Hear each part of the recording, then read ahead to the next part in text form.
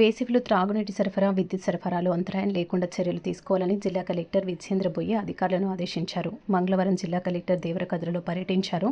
దేవరకద్ర తహసీల్దార్ కార్యాలయంలో తహసీల్దార్, MPO, MEO, APO, వ్యవసాయ irrigation, machine Bhagiratha విద్యుత్ అధికారులతో కలెక్టర్ సమీక్ష సమావేశం నిర్వహించి మండలంలో నీటి సరఫరా, విద్యుత్ సరఫరా పరిస్థితిపై సమీక్షించారు. గ్రామాల్లో వేసవి ముగిసే వరకు నీటి ఎద్దడి లేకుండా అధికారులు చర్యలు తీసుకోవాలని అన్నారు.